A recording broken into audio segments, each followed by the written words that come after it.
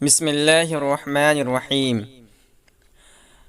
آج ہم ہدایت النحو کے ایک اور نئے سبق کو پڑھیں گے۔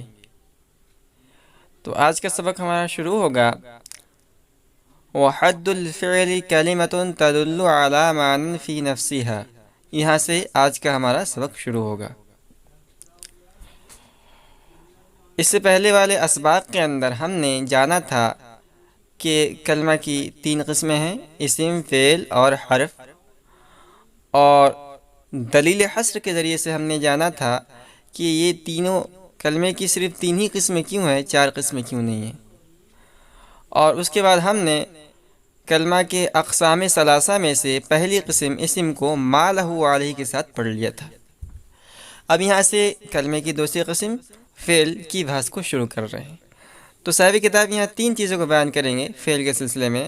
سب سے پہلے فعل کی تعریف کریں گے، اور اس کے بعد فعل کی علامتیں بیان کریں گے، اور اس کے بعد فعل کی وجہ تسنیہ بیان کریں گے کہ فعل کو فعل کیوں کہا جاتا ہے۔ تو سب سے پہلے ہم صاحب کتاب کی عبارت کو پڑھ لیتے ہیں اور عبارت کو درست کر لیتے ہیں، پھر ہم انشاءاللہ اس کے ترجمے کو پڑھیں گے، اور صاحب کتاب جو بتلانا چاہتے ہیں اس عبارت کے اندر انہوں نے اپنے معافی ضمیر کو جو ادا کیا ہے اس کو سمجھنے کی کوشش کریں گے۔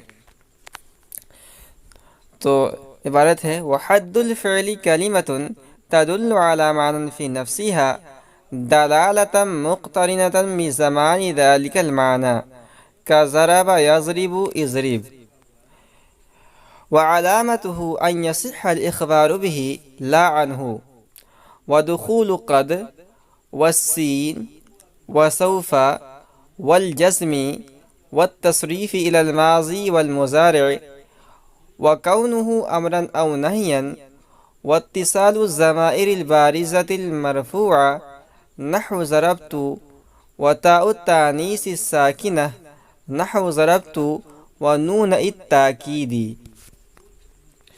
فإن كل هذه خواص الفعل، ومعنى الإخبار به أن يكون محكوما به، ويسمى فعلا باسم أصله وهو المصدر، لأن المصدر هو فعل الفاعل حقيقة۔ اب ہم اس عبارت کا ترجمہ کر لیتے ہیں۔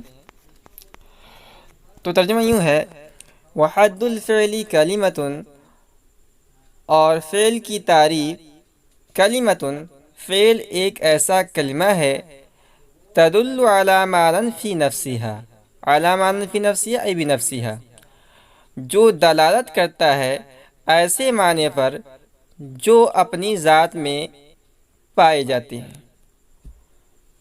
یعنی خود بخود ایک معنی پر دلالت کرتا ہے، اپنے معنی بتانے میں کسی دوسرے کا محتاج نہیں ہوتا ہے۔ دلالتا مقترنۃ بزمان ذلک المعنی، ایسی دلالت کہ جو اس معنی میں پائے جانے والے زمانے کے ساتھ مقترن ہوتی ہے۔ کیا ضربہ، جیسے کہ ضربہ، یضربو یضربو، اضرب اضرب، وعلامتہ ان یصح الاخبار به لا عنہ۔ اچھا، پہلے ہم اس عبارت کو حل کر لیتے ہیں، پھر آگے ترجمہ کر کے اس کو حل کرنے کی کوشش کریں گے۔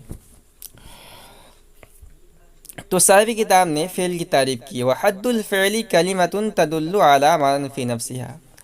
جو طلبہ ذہین ہوں گے تو انہوں نے جو دلیل حصر صاحب کتاب نے بیان کیا تھا کلمہ کی اقسام ثلاثہ کے سلسلے میں، وہیں سے انہوں نے فعل کی تعریف کو سمجھ لیا ہوگا اور فعل کی تعریف کو جان لیا ہوگا۔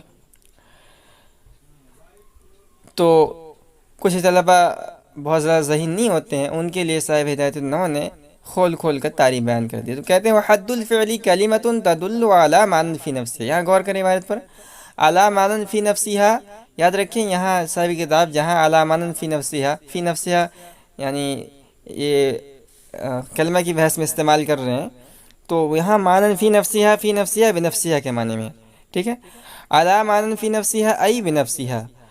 وحد الفعل کلمۃ، فعل کی تعریف فعل ایسا کلمہ ہے تدل، جو دلالت کرتا ہے علی معنی فی نفسہا، ایسے معنی پر جو اس کی ذات میں پائے جاتے ہیں۔ اس پوری عبارت کا اگر ہم آسان لفظوں میں اردو میں بیان کرنا چاہیں تو صاحب کتاب کہنا چاہ رہے ہیں کہ فعل ایک کلمہ ہے، ظاہر سی بات ہے کلمہ کے اقسام میں سے ایک قسم ہے، تو فعل ایک کلمہ ہے اور یہ اپنے معنی خود بخود بتاتا ہے، اپنے معنی بتانے میں کسی دوسرے کے محتاج نہیں ہوتا ہے حرف کی طرح، ٹھیک ہے؟ تو یہ فعل ہے۔ تو فعل کے اندر ایک بات یہ پائی جاتی ہے جو اسم کے اندر ہی پائی جاتی ہے کہ وہ اپنے معنی بتانے میں کسی دوسرے کا محتاج نہیں ہوتا ہے۔ ہم نے کہا اضرب، مار تو، فوراً جو ہے سامع کو، مخاطب کو بات سمجھ میں آ گئی کہ قائل مارنے کا مجھے حکم دے رہا ہے۔ اس کے برخلاف حرف کے اندر یہ بات نہیں ہوتی ہے۔ حرف جیسے فی کے معنی آئیں گے میں، تو میں کا مطلب کو سمجھ میں نہیں آ رہا ہے جب تک اس کے ساتھ جو ہے کوئی اسم یا فعل نہ ملائے۔ تو فعل کے اندر ایک بات تو یہ پائی جاتی ہے کہ وہ اپنے معنی بتانے میں کسی دوسرے کا محتاج نہیں ہوتا ہے۔ تو اس پوری عبارت حد الفعل کلمۃ تدل علی معنی فی نفسها کا مطلب یہ ہے کہ فعل اپنے معنی بتانے میں کسی دوسرے کلمے کا محتاج نہیں ہوتا ہے، خود بخود اپنے معنی بتلاتا ہے۔ اور اس کے اندر ایک دوسری بات بھی پائی جاتی ہے جو اسم کے اندر نہیں پائی جاتی ہے، دلالۃ مقترنۃ بزمان ذلک المعنی، ایسی دلالت کہ جو اس معنی میں پائے جانے والے زمانے کے ساتھ مقترن ہوتی ہے۔ اب یہاں غور کریے آپ، دیکھیے فعل کے اندر دو چیزیں ہوتی ہیں، ایک تو فعل کا اپنا خود معنی ہوتا ہے اور دوسرا اس معنی کے ساتھ کوئی زمانہ ملا ہوگا، ٹھیک ہے؟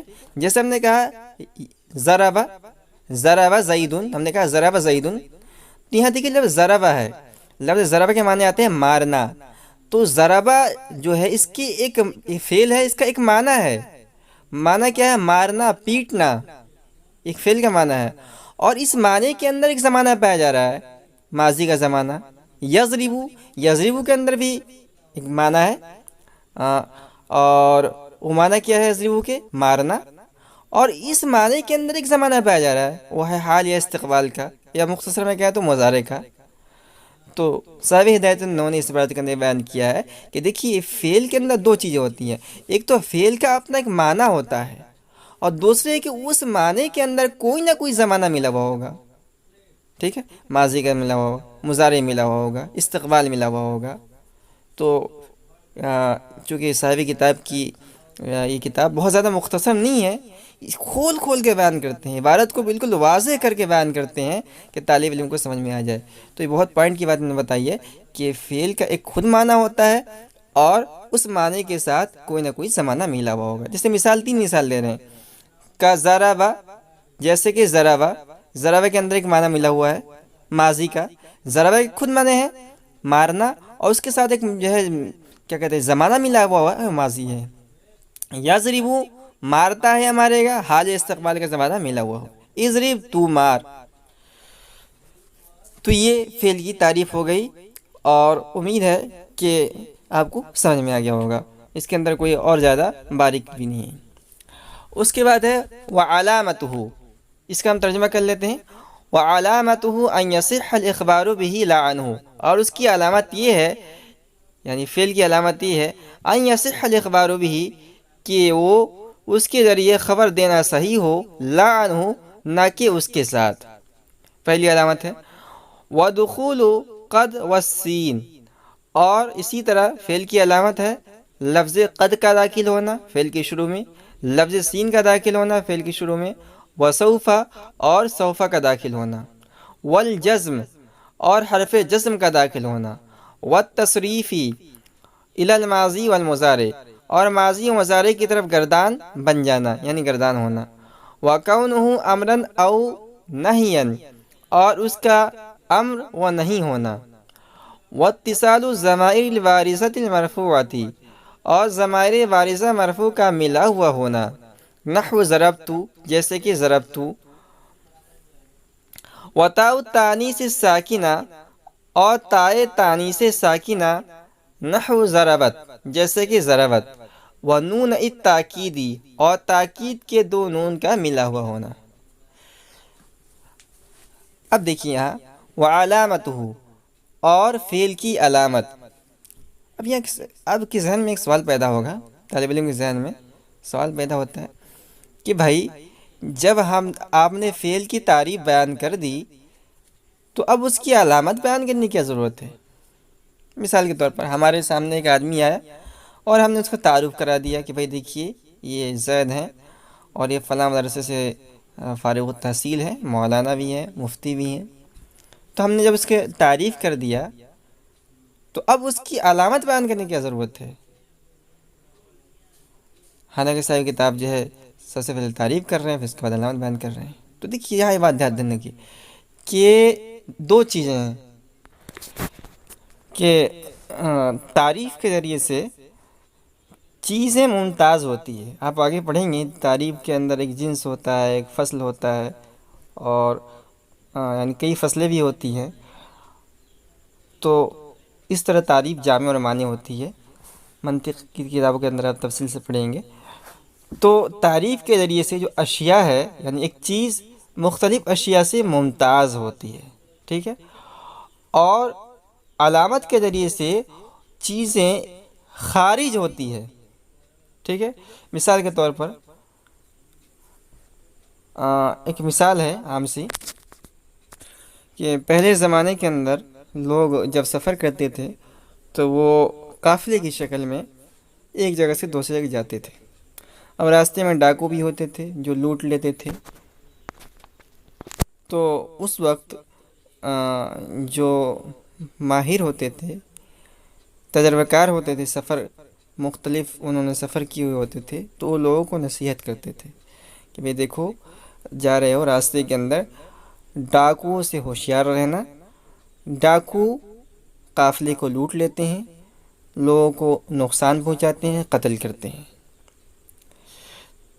تو جب یہ بات کہتے تھے وہ جس نے نیا سفر شروع کیا ہے، تو اسے یہ بات سمجھ میں آ جاتی تھی کہ جو ڈاکو ہوتے ہیں وہ دشمن ہوتے ہیں ہمارے، لیکن وہ پھر پوچھتے تھے کہ ہم ان کو پہچانیں کیسے؟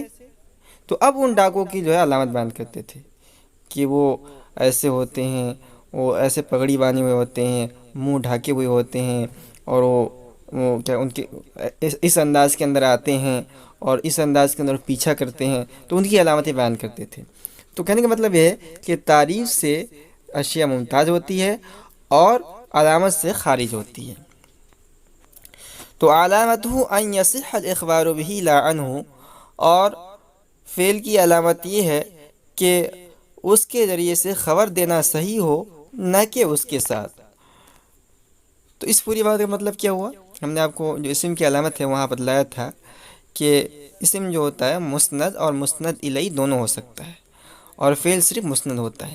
مسند یعنی جس کی نسبت کسی کی طرف کی جا رہی ہے، اور مسند الیہ یعنی جس کی طرف نسبت کی جا رہی ہے۔ جیسے ہم نے کہا زید عالم، تو زید عالم کے اندر اس کا ترجمہ ہم اردو میں کریں گے زید عالم دین ہے، ٹھیک ہے۔ تو اس مثال کے اندر لفظ زید یہ ہے مسند الیہ اور عالم یہ ہے مسند، ٹھیک ہے۔ تو فعل جو ہوتا ہے نا وہ مسند الیہ نہیں بن سکتا ہے، مسند بنتا ہے۔ وہ ہمیشہ جہاں بھی فعل ہوگا وہ مسند ہوگا۔ تو فعل کی علامت یہ ہے، پہلی علامت یہ ہے کہ فعل یہ مسند ہو سکتا ہے، تو جو مسند ہوگا وہ فعل ہوگا۔ آپ کوئی بھی عبارت لے لیجئے، اب وہاں غور کیجئے کہ اس کے اندر مسند الیہ کی ترکیب ہے، تو پھر مسند کون ہے؟ جو مسند ہوگا وہ فعل ہوگا، اسم نہیں ہوگا، حرف نہیں ہوگا۔ وعلامتہ ان یصح الاخبار به لا عنہ، اس کا سیدھا سا ترجمہ کریں گے، اور فعل کی علامت یہ ہے کہ وہ مسند بنتا ہے نہ کہ مسند الیہ، پہلی علامت ہو گئی۔ ودخول قد، اور اسی طرح فعل کی علامت یہ ہے کہ اس کے شروع میں لفظ قد داخل ہوتا ہے۔ جس مشہور مثال ہے قد سمع اللہ قول التی تجادل، 28 پارے کے شروع کے اندر ہے۔ تو اس کے اندر قد سمع اللہ کے اندر قد یہ داخل ہوا ہے، اور اس نے بتلا دیا کہ اگلا جو لفظ ہے سمع اللہ، سمع یہ اسم نہیں ہے، حرف نہیں، بلکہ یہ فعل ہے۔ کیوں؟ کیونکہ اس کے سے پہلے لفظ قد آیا ہے۔ والسین، اور اسی طرح فعل کے شروع میں سین آتا ہے، جیسے سیضرب، وسوف، اور اسی طرح فعل کی علامت ایک یہ ہے کہ اس کے شروع میں لفظ سوف آتا ہے، جیسے کلا سوف تعلمون۔ تو یہاں لفظ تعلمون، تعلمون یہ فعل ہم نے کیسے پہچانا؟ ہم نے فعل کی علامت سوف کے ذریعے سے پہچانا ہے۔ والجزم، اور اسی طرح حرف جزم کا داخل ہونا. حرف جزم آپ پڑھیں گے آگے کئی ہیں، اس میں سے ایک لم ہے. تو جیسے ہم نے کہا کہ لم یضرب، تو لم یضرب، تو لم جو ہے حرف جازمہ ہے، حرف جازمہ میں سے ہے. تو جب ہم نے دیکھا یضرب فعل مضارع یہ اس پر جزم آ رہا ہے، یضرب پر جزم آ رہا ہے، ہم نے جان لیا کہ یہ کیا ہے، یضرب کیا ہے، فعل مضارع ہے. اس لیے کہ یضرب پر حرف جازمہ جزم دینے والا حرف لم داخل ہو رہا ہے. والتصریف الی الماضی والمضارع، اسی طرح فعل کا خاصہ یہ ہے کہ ماضی اور مضارع کی طرف گردان کا ہونا. تو اگر کوئی لفظ ہے اور اس سے ماضی اور مضارع کی گردانیں ہوتی ہیں تو اس بات کی علامت ہے کہ وہ لفظ فعل ہے، اسم یا حرف نہیں ہے. مثال کے طور پر لفظ ضربہ ہے یا لفظ سمعیہ ہے، اس سے جو ہے ماضی کی گردان ہوتی ہے، سمع سمع سمعو. مضارع گردان ہوتی ہے یسمع یسمعانی. تو اس بات کی علامت ہے کہ یہ فعل ہے، اسم یا حرف نہیں ہے. وَكَوْنُهُ أَمْرًا أَوْ نَهْيًا، اور اسی طرح امر و نہی کا ہونا. تو وَكَوْنُهُ أَمْرًا أَوْ نَهْيًا، اسی طرح امر اور نہی کا ہونا. تو امر اور نہی یہ فعلی بنتے ہیں. اگر کوئی امر بننا ہے یا نہیں بننا ہے تو اس بات کی علامت ہے کہ یہ اسم نہیں ہے، یہ اس بات کی علامت ہے کہ حرف نہیں بلکہ فعل ہے.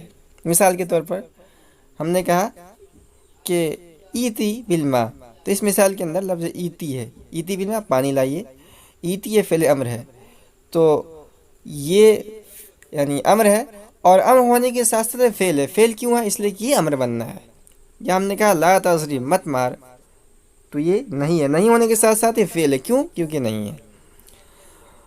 واتصال الضمائر البارزۃ المرفوعۃ، اور ضمائر بارزہ مرفوع کا ملا ہوا ہونا. تو ضمائر آپ جانتے ہیں، ضمائر کی بحث آگے آئے گی، اور مختلف اقسام کے ضمائر ہوتے ہیں. ان میں سے ایک ہے ضمیر بارز. بارز کے معنی آتے ہیں ظاہر، اور وہ 3 قسم کی ہوتی ہیں، یعنی مرفوع، منصوب وغیرہ وغیرہ. تو ضمائر بارزہ مرفوع اگر ملا ہوا ہے کسی لفظ کے ساتھ تو اس بات کی علامت ہے کہ وہ فعل ہے. مثال دیا انہوں نے، جیسے دیکھیے ضربتو. اب دیکھیے ضربتو کے اندر جو تو ہے نا ضمیر، تو یہ ضمیر بارزہ مرفوع ہے، ضمیر ہے اور ضمیر ہونے کے ساتھ ساتھ بارز ہے. بارز کا مطلب ظاہر ہے، چھپی ہوئی نہیں ہے. یضرب کے اندر ہوا ضمیر پوشیدہ ہے، اضرب کے اندر انت ضمیر پوشیدہ ہے، لیکن ضربتو کے اندر کوئی ضمیر پوشیدہ نہیں ہے. ضمیر جو ہے بالکل ظاہر ہے، تو دکھ رہی ہے اور یہ ملی ہوئی ہے ضربہ کے ساتھ. تو یہ ہے ضمیر بارز مرفوع. ٹھیک ہے، تو ضربتو کے اندر چونکہ ضمیر بارز مرفوع ملی ہوئی ہے، اس لیے ہم نے جان لیا کہ لفظ ضربہ یہ فعل ہے، یہ اسم یا حرف نہیں ہے. اس کے بعد ہے وتاء التانیث الساکنہ. اچھا، وتاء التانیث الساکنہ اور وتاء التانیث الساکنہ، اسی طرح تائے تانیث ساکنہ کا ملا ہوا ہونا. تو ایک علامت تو یہ ہے کہ فعل کے ساتھ ضمیر بارز مرفوع ملا ہوا ہوتا ہے، اور ایک علامت یہ ہے کہ اس کے ساتھ تائے تانیث ساکنہ. دیکھیے ہر ایک قید کا یاد رکھیے، تائے تانیث ہونا چاہیے، یعنی مؤنث والی، مؤنث کی تا، اور وہ ساکن ہونی چاہیے، متحرک نہیں ہونی چاہیے. اگر متحرک ہوگی تو فعل خاصہ نہیں ہے.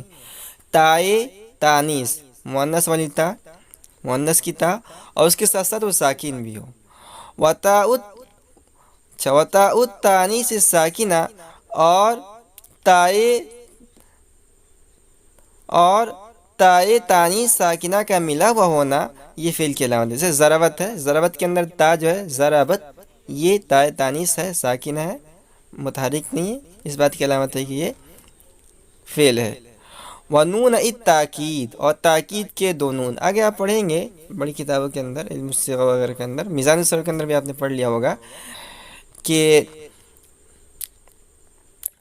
نون جو ہوتا ہے نا وہ تاکید کے لیے آتا ہے، اور کبھی بہت زیادہ تاکید پیدا کرنا ہوتا ہے تو اسے نون ثقیلہ کہتے ہیں، اور کبھی یہ ہے ہلکی تاکید پیدا کرنا مقصود ہوتا ہے تو اسے نون خفیفہ کہتے ہیں. تو جو نون ثقیلہ اور نون خفیفہ ہے، اگر کسی لفظ کے ساتھ نون ثقیلہ یا نون خفیفہ ملا ہوا ہے تو اس بات کی علامت ہے کہ وہ لفظ فعل ہے، اسم یا حرف نہیں ہے. فَإِنَّ كُلَّ هَذِهِ خَوَاصُ الْفِعْلِ، کہہ رہے ہیں پس یقیناً یہ تمام علامات فعل کا خاصہ ہیں. مطلب یہ ہے کہ ہم نے جتنی علامتیں بیان کی ہے صاحب کتاب اور وضاحت کے ساتھ بیان کر رہے ہیں کہ یہ فعل کے ساتھ خاصہ ہیں. اور خاصہ کسے کہتے ہیں؟ جو کسی چیز کے ساتھ پائی جائے، اس کے علاوہ اور کسی چیز کے ساتھ پائی نہیں جائے. تو یہ تمام کے تمام فعل کے ساتھ ہی پائے جاتے ہیں، اور فعل کے علاوہ کسی اور میں نہیں پائے جاتے ہیں، تو یہ فعل کے خاصے ہیں. اب آگے جس طرح انہوں نے بتلایا تھا کہ فعل اسم مسند اور مسند الیہ دونوں بنتا ہے، اور پھر آگے انہوں نے وضاحت کی تھی کہ محکوم علیہ بننے کا کیا مطلب ہے. تو یہاں محکوم فعل خاصہ یہ ہے کہ محکوم بھی ہوتا ہے. محکوم بھی ہونا کیا مطلب، اس کو بیان کر رہے ہیں. وَمَعْنَى الْإِخْبَارِ بِهِ أَنْ يَكُونَ محکوماً بِهِ، اور اس کے ساتھ خبر دینے، یا یوں ترجمہ کریں، اور اخبار بھی کا مطلب یہ ہے کہ ان یکون محکوما بھی، کہ وہ محکوم بھی ہو، یعنی جس کے ساتھ حکم لگایا جائے. تو اس کو ہم نے صاف لفظوں کے اندر سیدھے سادہ الفاظ میں بیان کر دیا کہ وہ مسند بن جائے. ٹھیک ہے، اس کے ذریعے سے اس کی نسبت کسی کی طرف کرنا ممکن ہو، جائز ہو، یا اس کے ساتھ اس کے ذریعے سے حکم لگانا ممکن ہو. وَيُسَمَّى فِعْلًا بِاسْمِ أَصْلِهِ وَهُوَ الْمَصْدَرُ. اب یہاں سے ہم نے بتایا تھا کہ صاحب کتاب جو ہے اس پورے بحث کے اندر تین باتیں بیان کریں گے: فعل کی تعریف، فعل کی علامت، اور فعل کی وجہ تسمیہ. فعل کو فعل کیوں کہا جاتا ہے؟ ہم فعل کا نام کچھ اور بھی رکھ سکتے تھے، لیکن ہم نے فعل ہی کیوں نام رکھا؟ تو فعل کو فعل کیوں کہا جاتا ہے اس کو بیان کر رہے ہیں. تو اس کو ہم آسان الفاظ میں یوں بیان کریں کہ یہ تسمیت الکل باسم الجز کے قبیل سے ہے. ٹھیک ہے، اب دیکھیے قرآن کریم کا ایک سورت ہے، اس کا نام ہے سورہ نمل. تو نمل کے معنی آتے ہیں چونٹی کے. تو ایک پورے سورت کا نام نمل یعنی چونٹی کے نام پر رکھ دیا گیا. کیوں؟ کیونکہ اس سورت کے اندر چونٹی نمل کا تذکرہ آیا ہے. یا سورہ بقرہ ہے، سورہ فاتحہ کا سورہ بقرہ ہے. بقرہ کے معنی عربی زبان کے آتے ہیں، گائے کے آتے ہیں. تو چونکہ اس صورت کے اندر گائے کا ذکر آیا ہے، گائے کا تذکرہ آیا ہے، تو سورت کے ایک جز کی وجہ سے پوری سورت کا نام جو ہے ہم نے کیا رکھ دیا؟ سورہ بقرہ رکھ دیا ہے. اسی طرح فعل کے اندر تین معنی پائے جاتے ہیں. فعل کی اگر ہم فعل لغوی ہے اس کا ہم تجزیہ کریں، دیکھیے فعل کے اصل معنی آتے ہیں. ایک تو دیکھیے ایک لغوی معنی ہوتا ہے اور ایک ہوتا ہے اصطلاحی معنی ہوتا ہے. ٹھیک ہے، تو فعل کے جو لغوی معنی ہیں اس کے معنی ہے کردن، فارسی زبان میں کردن، کرنا. ٹھیک ہے، اور جو فعل اصطلاحی ہوتا ہے، ٹھیک ہے نا، فعل اصطلاحی یعنی نحوی لوگ جو فعل استعمال کرتے ہیں کہ اس کے اندر جو ہے خود بخود اپنا معنی بتائے اور اس میں جو ہے تینوں زمانے میں سے کوئی ایک زمانہ پایا جائے، یہ ہے فعل اصطلاحی. فعل لغوی کیا ہوا؟ کردن، کرنا. اور فعل اصطلاحی کیا ہوا؟ فعل اصطلاحی ہوا فعل ایسا کلمہ ہے جو اپنا معنی خود بتائے اور اس کے اندر تینوں زمانے میں سے کوئی ایک زمانہ پایا جائے. تو دیکھیے فعل اصطلاحی کے اندر تین چیزیں ہوتی ہیں، تین اجزاء ہوتے ہیں. ایک ہوتا ہے اقتران بالزمان، پہلی چیز ہوتا ہے معنی مصدری، اس کے اندر معنی مصدری پایا جاتا ہے. دوسرا ہوتا ہے اقتران بالزمان، اس کے اندر ایک زمانہ پایا جاتا ہے. اور تیسرا ہوتا ہے نسبت الی الفاعل، یعنی فاعل کی طرف نسبت ہوتی ہے. تو چونکہ اس فعل اصطلاحی کے اندر فعل لغوی کا ایک معنی، فعل لغوی کا معنی کیا ہے؟ کردن، کلی معنی مصدری، ٹھیک ہے نا، پایا جا رہا ہے، اس کی وجہ سے ہم نے فعل اصطلاحی کا نام ہم نے رکھ دیا فعل. اچھا اس کو ہم اور سمجھتے ہیں. دیکھیے کہہ رہے ہیں کہ وَيُسَمَّى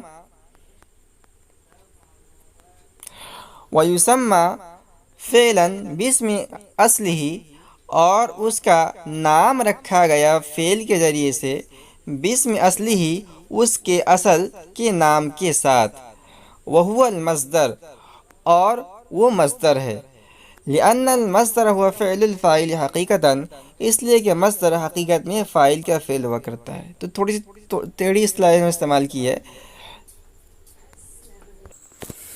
تو آسان انداز میں اس کو یوں سمجھیے کہ دیکھیے، ایک ہے فعل اصطلاحی اور ایک ہے فعل لغوی، ٹھیک ہے؟ تو فعل اصطلاحی کا نام فعل لغوی کے ذریعے کیوں رکھا گیا ہے؟ فعل لغوی کے معنی آتے ہیں کردن، کرنا، اور فعل اصطلاحی تو ہم نے بتا دیا کیوں رکھا گیا۔ تو کہہ رہے ہیں صاحب کتاب کہ کیونکہ فعل اصل میں مصدر کا نام تھا، فعل اصل میں مصدر کا نام تھا، باقی رہا مصدر کا نام فعل کیوں تھا؟ تو اس کی وجہ یہ ہے کہ حقیقت میں فاعل کا فعل مصدر ہی ہوا کرتا ہے، جیسے ضرب زیدون میں زید فاعل کا فعل ضرب کا مصدر ہے، تو ضرب زیدون کے اندر جو فاعل یعنی زید ہے اس کا فعل کیا ہے؟ مارنا، تو یہ مصدر ہے، ٹھیک ہے نا؟ تو یہ اس کو تھوڑا گھما پھرا کے کہا ہے، اور اس کا حاصل یہ ہے کہ دیکھیے فعل لغوی ضرب، فعل لغوی فعل کے اصل معنی آتے ہیں کردن، کرنا، تو فعل اصطلاحی یعنی ایسا جو اپنے معنی بتانے میں کسی کا محتاج نہ ہو، اور اس میں تینوں زبانوں میں سے کوئی ایک زبانہ پایا جائے، تو اس فعل اصطلاحی کا نام فعل لغوی پر کیوں رکھا گیا؟ اس لیے کہ فعل اصطلاحی کے اندر تین چیزیں پائی جاتی ہیں، ایک ہے معنی مصدری، دوسرا ہے زمانے کے ساتھ ملا ہوا ہونا، اور تیسرا ہے نسبت الی الفاعل۔ تو چونکہ فعل لغوی کردن کے اندر یہ ایک معنی پائے جا رہے ہیں، اس لیے فعل اصطلاحی کو اس نام کے ساتھ رکھ دیا گیا ہے۔ یہ ہے تسمیۃ الکل باسم الجز، کل یعنی فعل اصطلاحی کے اندر جو ہے ایک معنی یعنی کرنا یا معنی مصدری پایا جا رہا ہے، اس لیے ہم نے فعل اصطلاحی کو فعل لغوی کے معنی کے ساتھ رکھ دیا ہے۔ جیسے سورہ بقرہ کا نام، اس کے اندر ایک چونکہ گائے کا تذکرہ ہے، اس لیے کل کا نام ہم نے سورہ بقرہ رکھ دیا ہے۔